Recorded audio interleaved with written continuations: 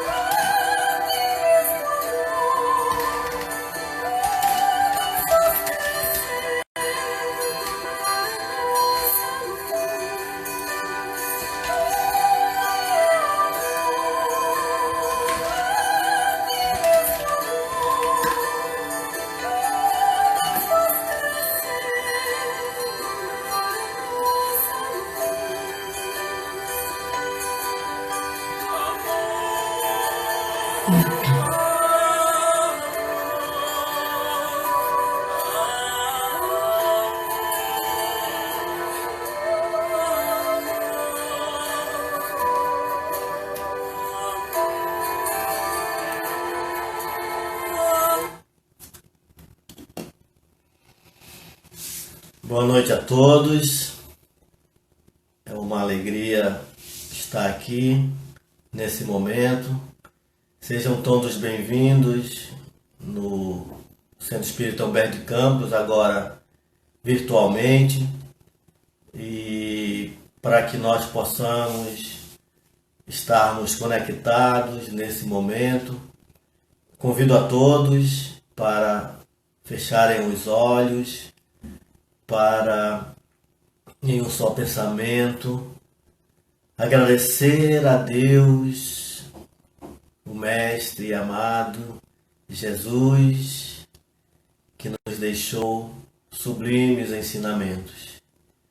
Agradecer a oportunidade que temos de estarmos neste momento, nessa encarnação, com as pessoas de que mais necessitamos conviver.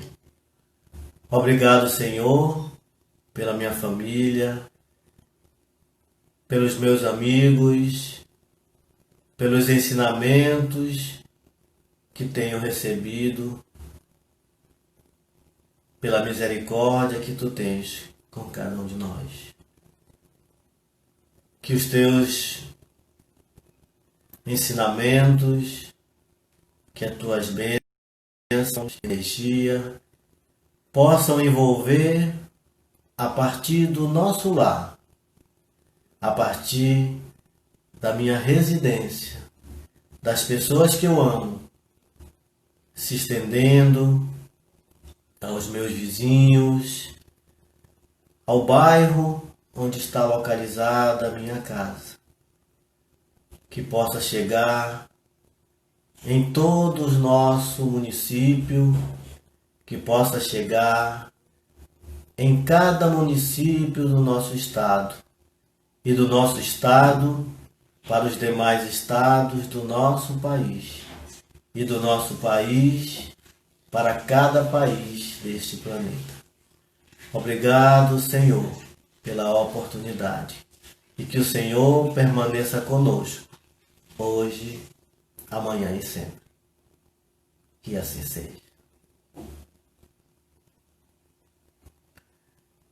Hoje, então, nessa oportunidade que temos de estar aqui com vocês, temos uma mensagem que ela se encontra no Livro dos Espíritos, especificamente na terceira parte do Livro dos Espíritos, onde se trata das leis morais. Então, no capítulo 6, nós vamos encontrar a lei de destruição, que é o tema da abordagem dessa noite. Interessante que esse tema às vezes até assusta, destruição, lei de destruição, como assim? E ontem, aqui nas redes, nas mídias sociais, né, porque acabamos, muitos de nós, trabalhando, né, em home office, conectado muito tempo, né, e acabamos recebendo mensagem, né, e notícias também a cada momento. Uma das notícias que me chegou em mãos, né, foi de um jovem cantor religioso, que fez uma declaração. Ele, membro, né, e líder de um conjunto religioso, declarou então nas mídias sociais que não acreditava mais em Deus. O interessante que ele descreve nesse depoimento, né, que ele nasceu em um lar religioso. O seu pai é um líder religioso. Toda a sua educação foi pautada na religião. Daí o nome de religião o acompanhou até o momento. Tanto é que a banda do qual ele era líder é uma banda religiosa que produz músicas religiosas. E naquele momento ele fala que não acreditava mais em Deus. O interessante é que no final da sua postagem, ele justifica o porquê não acreditar mais em Deus. E eu peguei aqui as anotações, né, exatamente da forma que ele escreveu, e pedi permissão de vocês para ler aqui. Se Deus é todo amor e todo poderoso, por que há tanta maldade no mundo? Ele não pode fazer nada sobre isso? Ele escolhe não fazer? A maldade no mundo é o resultado de seu desejo de nos dar liberdade? Se Deus é amor, por que Ele manda as pessoas para o inferno? São palavras fortes e palavras que muitas vezes já passaram pela nossa mente. E pegando este relato, né, eu lembrei de um capítulo de uma obra do saudoso escritor espírita Richard Simonetti. O nome do livro é até interessante, né? E tem toda uma história por trás desse livro, que é Quem Tem Medo da Morte. No capítulo 2 desse livro, ele conta uma história interessante, que é o Bico de Luz. E então o Richard Simonetti fala que um homem, caminhando numa estrada bem grande, numa noite bastante escura, onde as nuvens encobriam o céu e não dava para se ver nem a lua e nem as estrelas. Não existia poste naquela naquele trecho do qual ele passava. E ele, caminhando, começou a sentir medo. E normalmente o medo, ele é criador, né? Ele cria situações que nós, nas mínimas coisas, já colocamos algo difícil de controlar e muitas vezes até que nos causam desconfortos. Então, aquele homem estava ali andando naquele local e começou a pensar na violência da cidade, na violência daquela localidade. Lembrou de alguns casos, né, de agressões ali naquela localidade.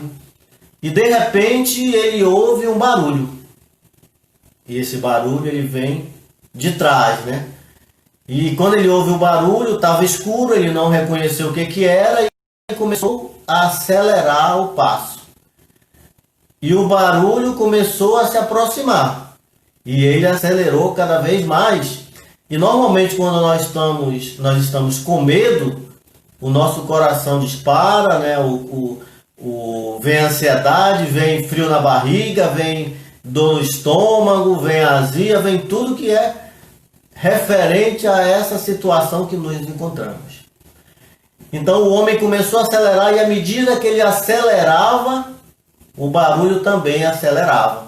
Então ele começou a correr e aquilo que estava atrás dele começou a correr também. Até que chegou numa localidade onde tinha um bico de luz. Tinha ali um poste, né, com as lâmpadas. E quando chegou na iluminação que ele olhou para trás, era um burro. Um burro que sempre caminhava ali naquele trajeto. Quando ele viu que era um burro, então ele relaxou, reduziu o passo, desacelerou o coração e caminhou.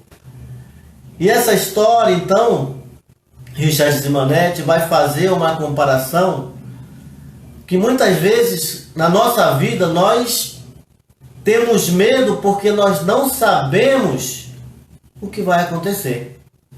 E essa situação de não sabermos o que vai acontecer, muitas vezes nos maltrata o corpo físico. Muitas vezes nos trazem o desespero. Muitas vezes nos revoltamos porque não sabemos ou não compreendemos aquilo que está acontecendo. Esse fato, por exemplo, de uma forma alegórica, às vezes acontece com a gente em outro lugar, em outro posicionamento. Se nós trouxermos e fizermos uma analogia com essa história que eu narrei inicialmente do cantor, naquele momento, olhando todas as situações, né, a lógica que ele tinha, para ele não fazia sentido acreditar mais em Deus. Ele não conseguia entender o Deus.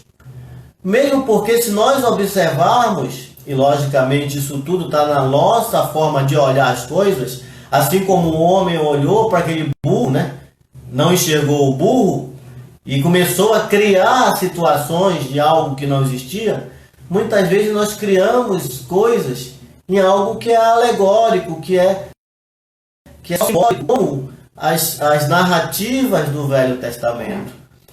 Nós olhamos o Velho Testamento e nós vamos compreender que naquele momento era necessário criar-se o medo de Deus para que as pessoas temessem a Deus.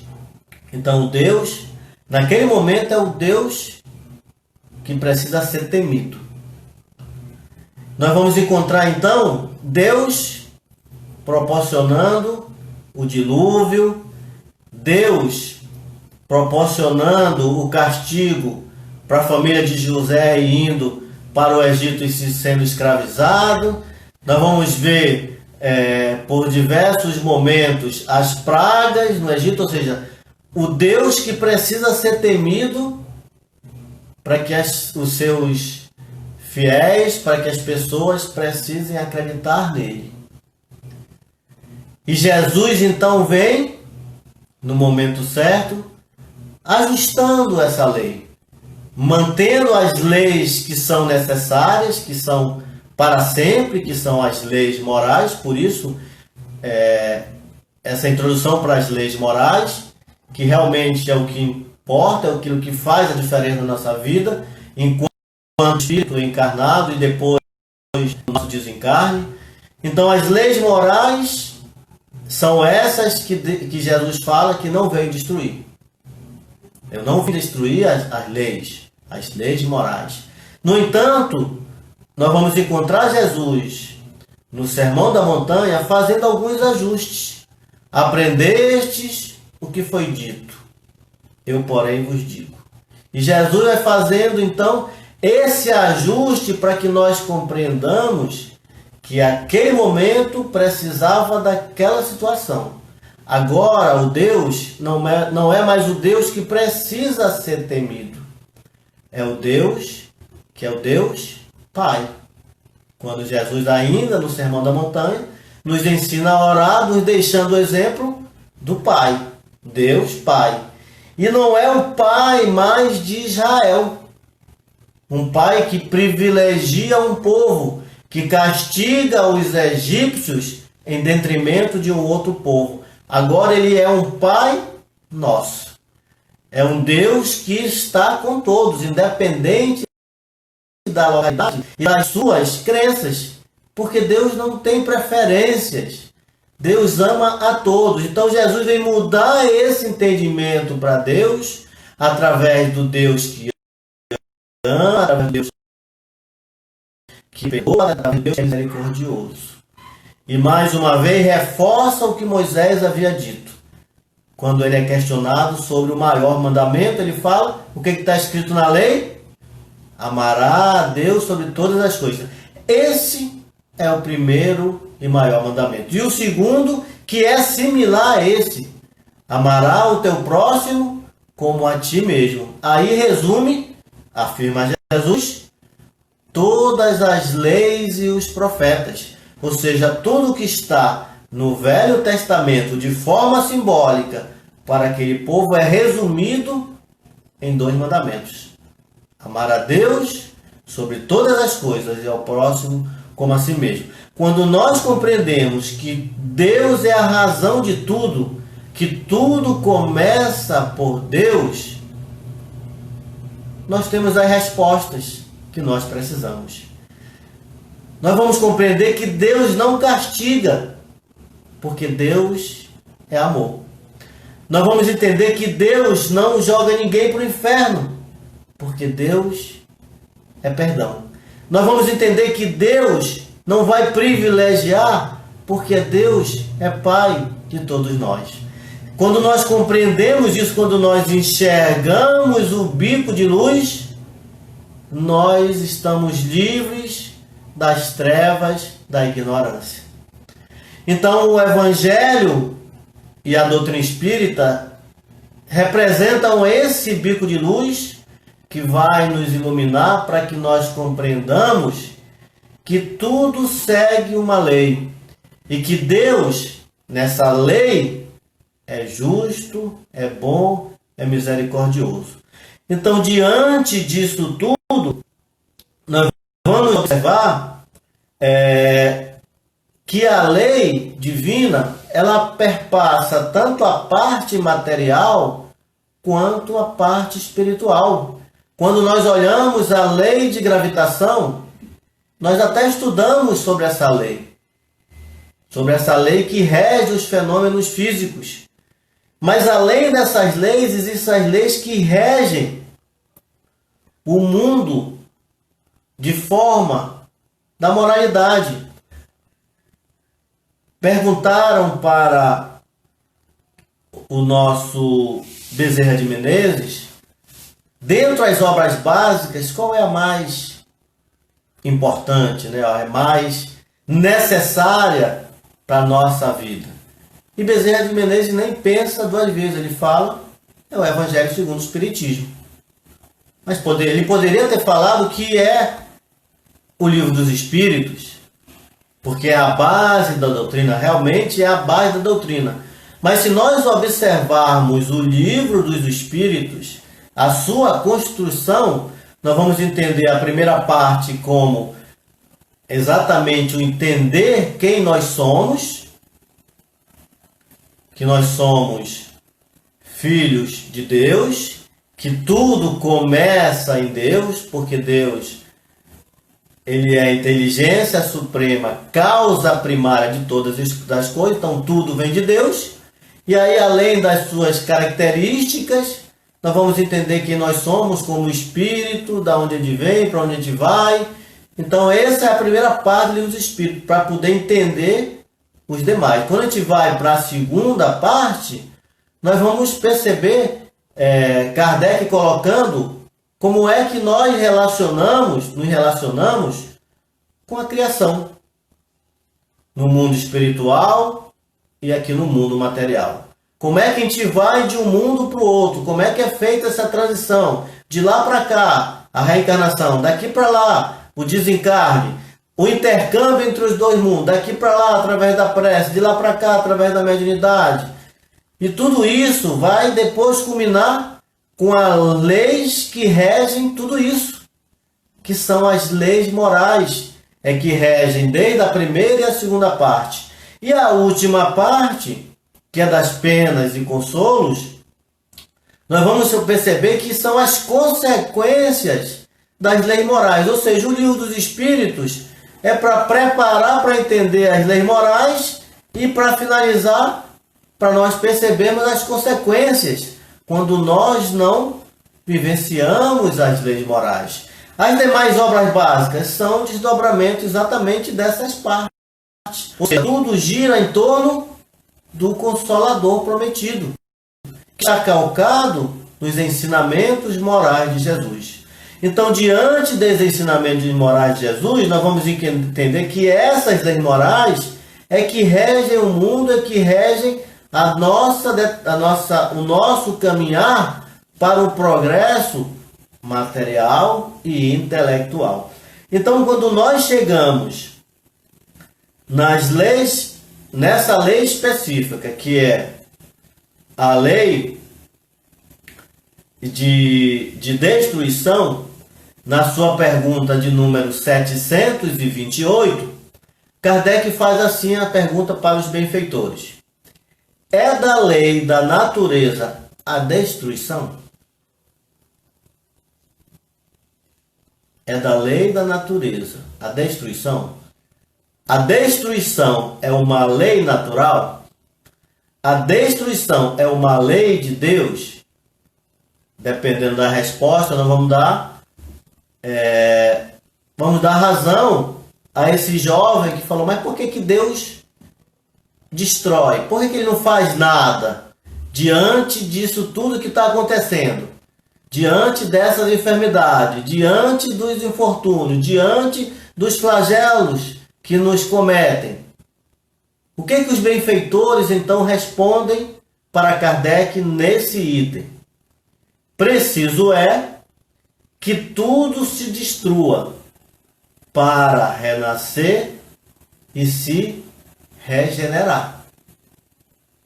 Se nós olharmos para a natureza, tudo se destrói para renascer e para regenerar. Nós estamos num planeta que acontece isso, a reciclagem acontece sempre.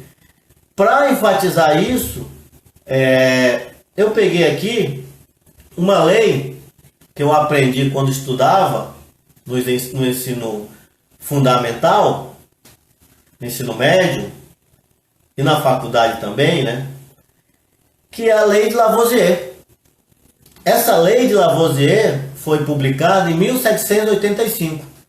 Lavoisier viveu na França e desencarnou um pouco antes do nascimento de Kardec. O que Lavoisier fala na sua lei, que é conhecida como a lei da conservação das massas? Na natureza, nada se cria, nada se perde, tudo se transforma.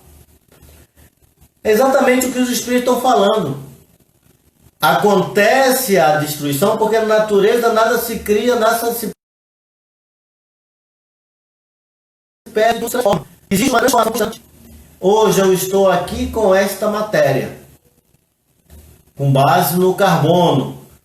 Daqui a um tempo, o meu corpo vai se desgastar, eu não vou ter mais energia para manter esse corpo, seja por diversos motivos, não vou ter mais fluido vital suficiente. Esse corpo ele vai voltar para a grande oficina da natureza, que é a Terra. Então, lá na Terra ele vai novamente se integrar naquilo que é Terra. Quando nós pegamos e adubamos uma árvore, né? E se nós olharmos no nosso famoso cemitério aqui de Manaus, São João Batista, aquelas árvores são maravilhosas ali, né? As mangueiras, né? Quem já comeu pitanga ali como são fortes, né? Como são gostosas as árvores, porque é bem adubada. Aquela matéria, ela volta para a terra em forma de nutrientes. E aí acontece exatamente isso que Lavoisier já havia observado diante dos seus experimentos e que os espíritos reafirmam na resposta da pergunta 728. Preciso é que tudo se destrua para renascer e se regenerar. No diálogo de Jesus com Nicodemos, Nicodemos pergunta como é que faz, né? Para que o homem adentre o reino dos céus. E Jesus fala, é preciso nascer de novo. Mas como assim nascer de novo? É preciso nascer de novo, né?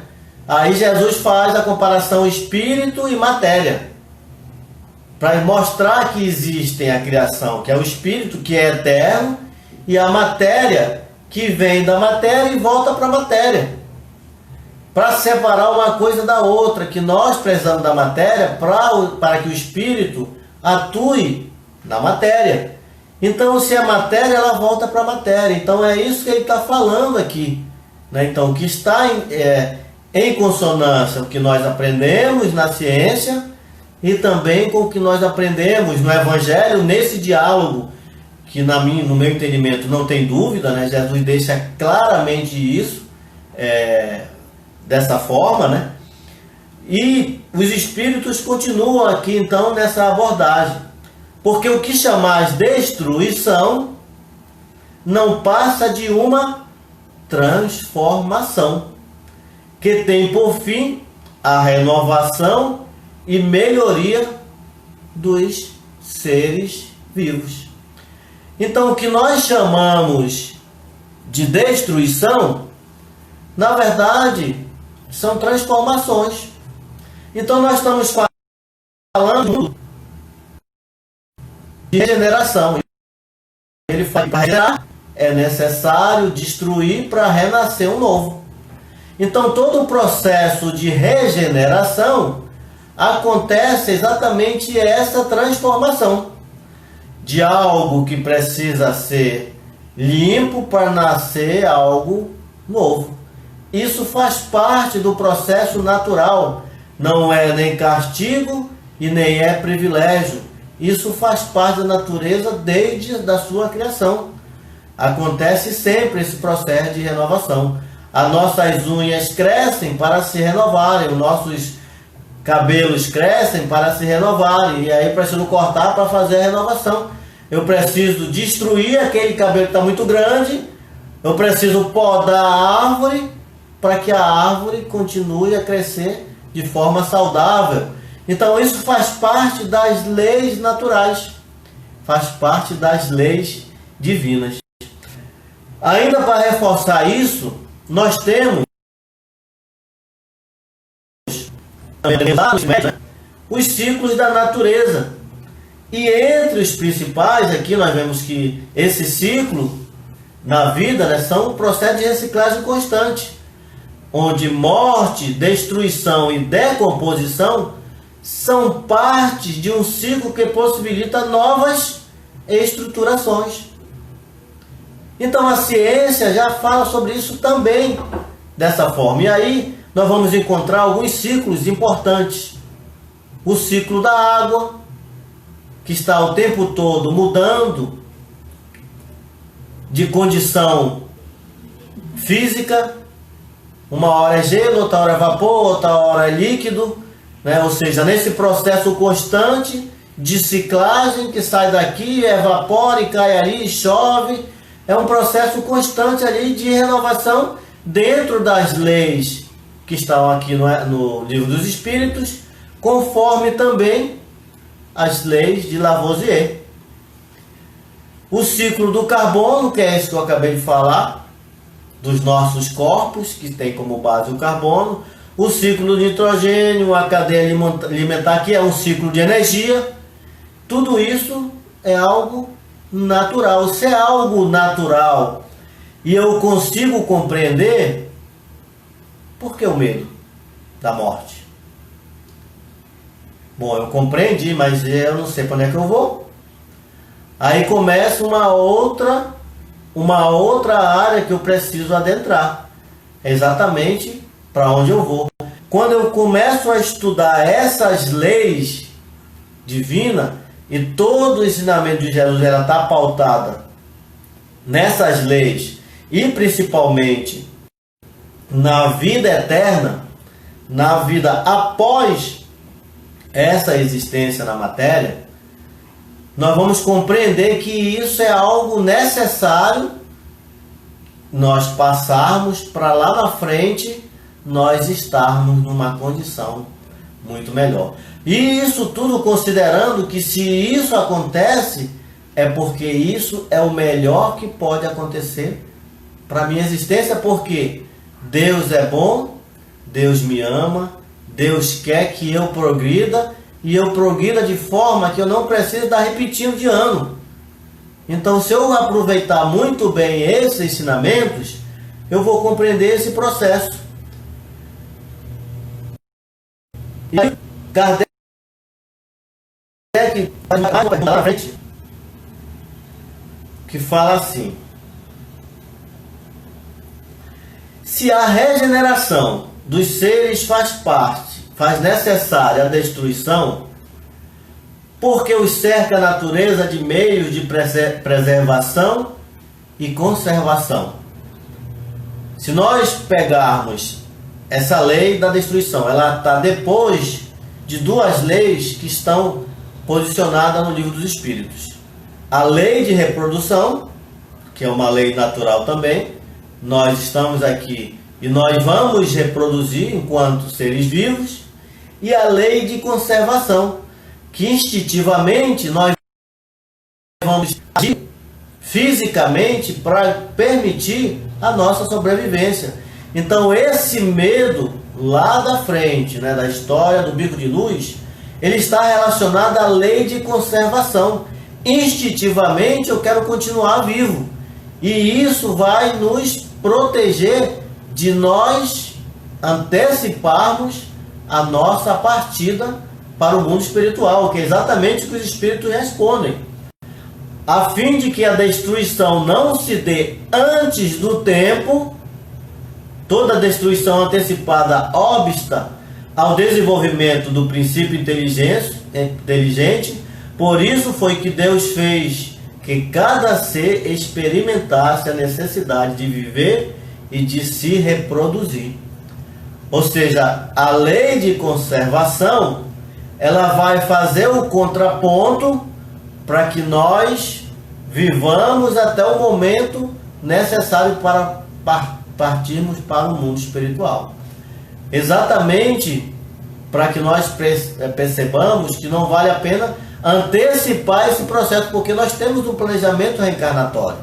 Então, quando eu não preservo a minha vida, quando eu não conservo, não ajo dessa forma, eu vou antes do tempo necessário. E aí nós vamos chegar no plano espiritual como suicidas inconscientes, porque abusamos do nosso livre-arbítrio, porque antecipamos a nossa partida. Que nós possamos viver dentro do que é necessário nós vivermos. Nós vamos procurar remédios, soluções, para que nós permaneçamos aqui até quando estejamos no momento de partirmos e darmos sequência à nossa existência no plano espiritual. Não vamos antecipar, pessoal. Vamos ficar aqui e vamos tomar as precauções necessárias, vamos cuidar do nosso corpo, não vamos jogar toda a responsabilidade no plano espiritual, não, o amigo espiritual vai me proteger, mas se eu não busco a preservação do meu corpo, que é uma lei natural, eu não vou poder nem argumentar quando eu chegar lá, mas meu irmão, você não conhece aqui que você precisa preservar a sua existência? Então essas leis, elas estão lá exatamente para que elas se combinem. Então a primeira lei, que é a lei de adoração, é para que nós possamos nos conectar a Deus, e tudo parte de lá. Porque se eu deixo de acreditar em Deus, eu vou duvidar das leis dele.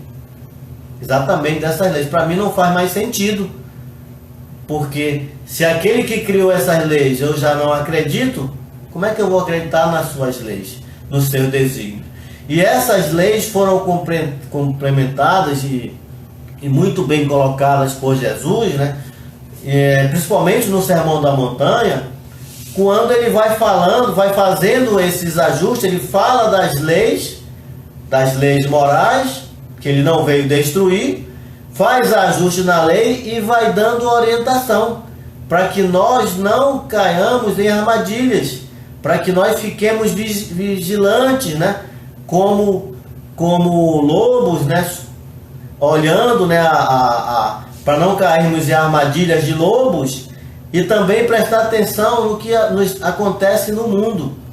O interessante é que nesse processo de Jesus, na orientação do Sermão da Montanha, que ele começa o Sermão da Montanha falando das bem-aventuranças, porque muitas vezes nós estamos passando por essa situação e nós não compreendemos, como o nosso amigo do início, aqui que eu comentei, que não faz mais sentido acreditar em Deus. Então Jesus vem falar no início do Sermão da Montanha que vale a pena passarmos bem por essas dificuldades, porque nós seremos os bem-aventurados. É preciso passar por isso, por essa situação. E as bem-aventuranças, elas representam exatamente isso: o conforto e o consolo na minha alma. Depois ele vai falando tudo isso no Sermão da Montanha, e no final, depois de nos ensinar a orar, que nos mantém conectados, depois de dar a orientação, de fazer alerta, ele fala: nem todos aqueles que dizem Senhor, Senhor, entrarão no reino dos céus. Então não basta eu conhecer ou eu saber essas informações, se eu não vivencio. E esse momento de isolamento é interessante, porque não basta eu saber que a destruição é uma lei natural, que o mundo espiritual existe, que é preciso conservar a minha vida, se eu não vivencio isso. Se diante da dificuldade eu digo: não, isso aí deixa para lá, isso só vale para os livros, não vale para a minha vivência, né? Então esse processo é interessante que seja vivenciado. As leis morais, elas não são para ficarem nos livros, seja ele no Velho, no Novo Testamento, nos livros das obras básicas, nas obras complementares ou em qualquer outra religião. Os ensinamentos de Jesus e de todos aqueles que ele encaminhou a essa terra são para serem vivenciados. E aí Jesus então termina o Sermão da Montanha, e eu gosto muito desse ensinamento, que é uma parábola, que é a parábola da casa sobre a rocha, e ela é muito significativa para o ensinamento e também para esse momento da destruição, desse momento que nós passamos atualmente. Então Jesus pega dois personagens, um que compreendeu os ensinamentos de Jesus, compreendeu as leis morais e vivencia e as observa. E um outro personagem que conheceu os ensinamentos, acha interessante, até prega sobre isso, mas não vivencia. São dois personagens. E aí Jesus coloca os dois personagens e diz: olha, esse aqui que vivencia é igual a um homem que constrói a casa sobre a rocha. E esse aqui, que tem conhecimento, mas não pratica, é semelhante a um homem que constrói a casa na areia. Casa na rocha, casa na areia. E aí ele pega e joga o coronavírus. O coronavírus, ele não quer saber se a tua casa está na rocha ou se está na areia. Ele vem como tempestade, ele vai encher, ele vai te contaminar, ele vai envolver todo mundo e você está ali no meio do coronavírus. Estou adaptando aqui a parábola, pessoal. E aí como é que vai ficar a tua casa? Firme como uma rocha ou vai desmoronar diante do que você está vendo? Você vai ficar revoltado com a providência divina porque Deus não olha por ti, porque Deus é injusto, porque Deus permite isso, porque Deus castiga porque eu não mereço, porque é injusto? Ou eu vou compreender que isso é mais uma oportunidade de eu testar a minha fé, de eu compreender que Deus é mais, de eu compreender que aquilo ali é transitório, que a minha vida não é isso aqui, que a minha vida é muito além disso, que essas oportunidades é que nos fazem buscar soluções que estavam na nossa frente e nós não enxergávamos. O mundo buscou alternativas como essa agora, de fazer uma palestra pelo celular, numa mídia social, transformando o Centro Espírita Humberto de Campos em vários centros espíritas Humberto de Campos. O Humberto de Campos é aqui, onde eu estou, na minha casa. E é aí na sua casa onde você está. Nós modificamos o Humberto de Campos. Ele não é mais naquela localidade onde nós conhecemos. Ele agora está em vários lugares ao mesmo tempo. Nós compreendemos os ensinamentos do Evangelho segundo o Espiritismo, que está no capítulo 27, no capítulo 28, onde os Espíritos falam que a forma não é nada, que o pensamento é tudo, que nós nos comunicamos pelo pensamento, que a prece chega aos Espíritos pelo pensamento. Agora eu não estou em uma igreja, mas a igreja está onde eu estou, porque aqui eu estou pensando, eu estou conectado. E isso mostra exatamente aquilo que Jesus apresentou para a mulher samaritana lá no poço, quando ela pergunta: onde é o certo? É orar no Humberto de Campos ou é na igreja da matriz? E Jesus fala: olha, vai chegar o tempo que não é nem Humberto de Campos nem na igreja da matriz, porque o homem entenderá que é preciso orar a Deus em espírito e verdade. Não importa onde eu esteja, se eu estiver conectado com Deus, é lá que é a igreja. Porque agora nós estamos na nossa casa, estamos conectados com Ele.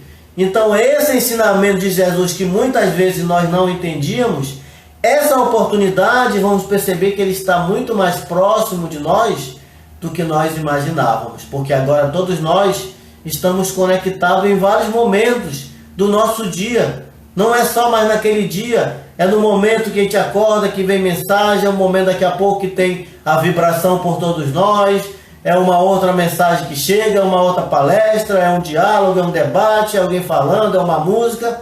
Estamos sendo bombardeados pelas mensagens de Deus através dessa ferramenta que já estava aí, mas a oportunidade nos fez observar que nós podemos fazer, além daquilo que nós fazíamos, muito mais, porque Deus quer exatamente que nós aproveitemos todos os recursos que nós temos para estar conectado com Ele.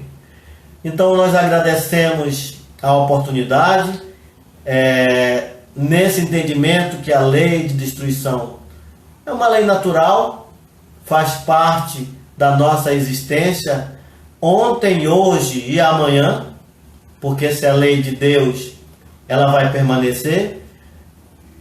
Graças a Deus, temos ensinamentos que nos permitem, como esse bico de luz do início da nossa fala, que nos ilumina, que nos tira da treva, da ignorância, para percebermos que aquilo que era pavoroso, aquele monstro, aquele perigo, é só um burril que vem caminhando e eu não percebi. Então que nós possamos continuarmos conectados.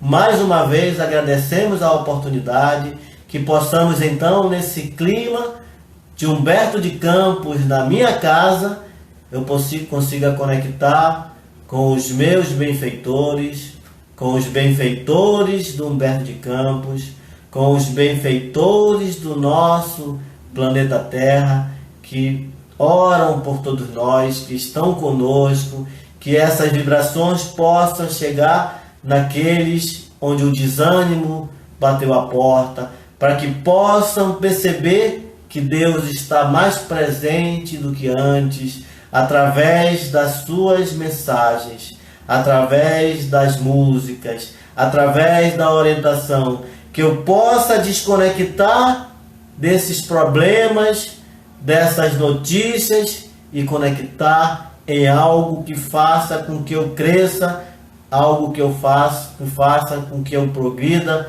e me torne uma pessoa melhor. Que Jesus abençoe nosso lar, que Jesus abençoe a todos os lares, hoje, amanhã e sempre. Muito obrigado a todos e até a próxima oportunidade. E fiquem com Deus, meus queridos irmãos.